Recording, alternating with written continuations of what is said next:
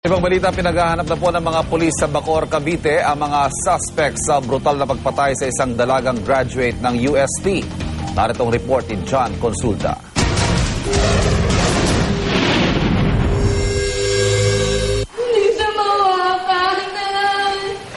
Hindi inakala ng pamilya Magalang na sila mismo ang magluluksa ngayong undas.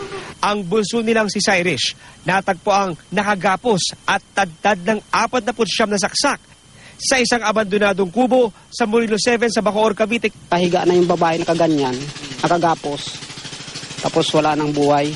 At yung panty, nakababa na raw yung panty. Pero may damit siya.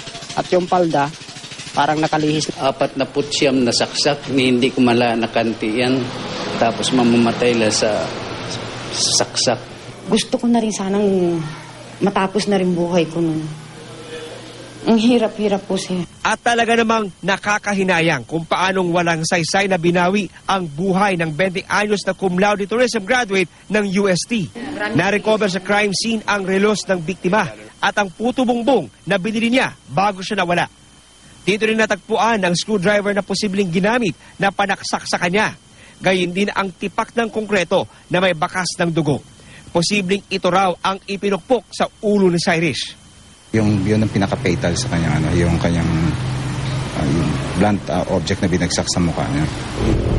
Sa investigasyon ng pulisya, lumabas na huling nakitang buhay si Cyrus sa tricycle terminal sa Barangay Molino sa Bacoor, kung saan niya binili ang puto bongbong. Maalalahanin siya.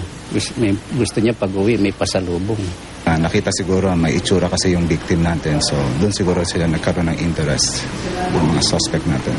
Yung ginamit na pangsaksak. Pero batay sa autopsy report, hindi ginahasa ang biktima. Tingin ng mga otoridad, posibleng umanong nanlaban si Cyrus, kaya siya pinatay. Hinala ng mga otoridad, hindi raw bababa sa dalawa ang suspect sa krimen dahil hindi na raw nagawa nakatalon ng biktima mula sa kanya nasakyang tricycle. Patuloy ang follow-up operation ng mga otoridad para matuntun ang mga nasa likod ng karumal-dumal na krimen. Pagtulong-tulungan nilang mahuli na yung gumawa ng kriminen at kung hindi nila mahuli, paulit-ulit pa yung mangyayari. Para sa unang balita, John Consulta reporting.